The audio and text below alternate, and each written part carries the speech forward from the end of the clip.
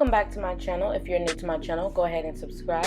So today I'll show you guys how I made my 22nd birthday cake, and this is how it turned out. If you like to see that, then just keep on watching. Today's actually my birthday, October 23rd. I want to thank everyone who subscribed to my channel because I woke up this morning with 100 subscribers. If you haven't saw, I did a zombie makeup look yesterday. If you guys want to check it out, it'll be linked in the description box. Alright guys, so let's get right into it. So the things that I used today was two 10-inch round cakes, and those are funfetti cakes. You can use your own recipe or store-bought. I'll link a recipe down below. The next thing I have is these chocolate pearl things. I got them from the store. I don't remember what they're called. And the melting candy. I have white and pink, and those are both the Wilton brand. I have some food coloring, which I think is a generic brand from Kroger, and fondant. You can use your own fondant. If you need a recipe, I'll link one down below, but this is store-bought and this is Wilton. And then for icing, I just used my homemade buttercream, and I'll leave a link down below to the recipe that I used. And I put some in two different piping bags with a star tip and a round tip, just for decoration purposes. I didn't really know what I was gonna do, so yeah.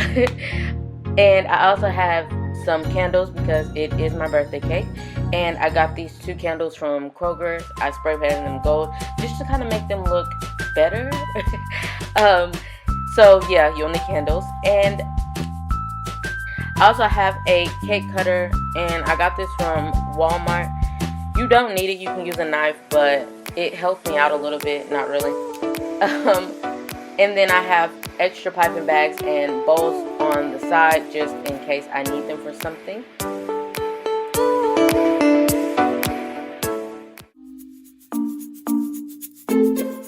And the first thing that I do is level out my cakes and split them in half, just so that I can ice them and crumb coat them, and we can chill them and then get ready to decorate them.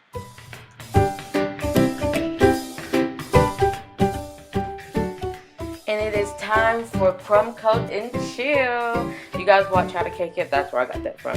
So after a messy crumb coat, I pop them in the freezer to chill for about 30 to 35 minutes. Instead of watching more cake videos, I'm going to get off my butt and knead my fondant while my cake is in the freezer. Kneading your fondant before you roll it out just makes it more pliable and easier to spread out so that it can cover your entire cake without ripping or breaking or tearing. I mean, it might happen anyways, but this kind of prevents it. So as I'm rolling it out, I see bubbles, so I'm just poking them out. That's what I'm doing right there. Sorry about the angles throughout this video. Like, I'm so terrible at recording myself while I'm making these cakes. Like, it's literally the hardest thing. If you make cake videos and they look professional, congratulations to you because you're a unicorn. Alright guys, so you want to roll it out until it's super, super thin. I keep flipping it back and forth because for some reason I didn't put any powdered sugar on the table, so it was sticking to the table crazy. Do better than me. Put powdered sugar on your surface. Also, you see me using the cake board to measure out to see how far I have to go. Because I'm not that good at eyeballing it to see if it's big enough to cover the cake. But I figure if it's like super bigger than the 10-inch cake, then it'll probably be big enough to cover my 8-inch cake. Or, I'm sorry, the cake board is 12 inches and the cake was 10 inches.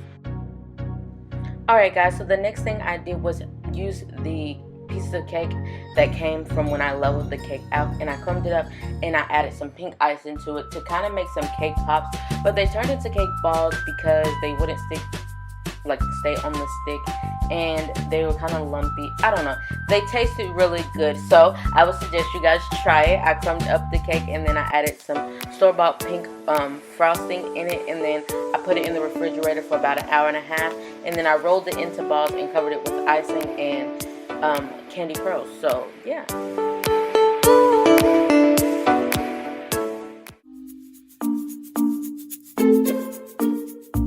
Alright guys, after a million years, your cake is finally out of the freezer, and of course you ice it again, and then you throw your thinly spread fondant on top of it. Unfortunately, I don't have the clip for that. I apologize guys. And then I popped some white icing into the microwave for about 30 seconds, added some red food coloring to make it pink, and then I added it to a piping bag. And using that icing, I'm just going to make drips on the side of my cake. once I get that to my liking, I'm going to go ahead and use my white frosting that is in my piping bag with the star tip to make little swirls on the top of my cake. And when you're making these swirls, make sure you're applying pressure when you're starting the swirl and then letting it go before you pull up. And this is how they'll turn out. Then I'm using my little candy coated chocolate pearl looking things to put on top of each swirl, so I guess the pink never really mattered.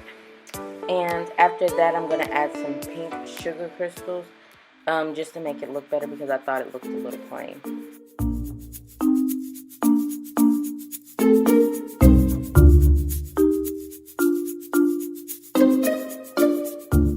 And because my candles are the number 2 and they don't have like a prominent stick at the bottom, I went ahead and poked holes before I put my candles in there, just so that I didn't mess up my fondant. And the last thing you need to do is, of course, take pictures, because you've now created the perfect birthday cake. So if you like this video, give it a thumbs up, and I'll see you guys in my next video. Don't forget to subscribe, guys.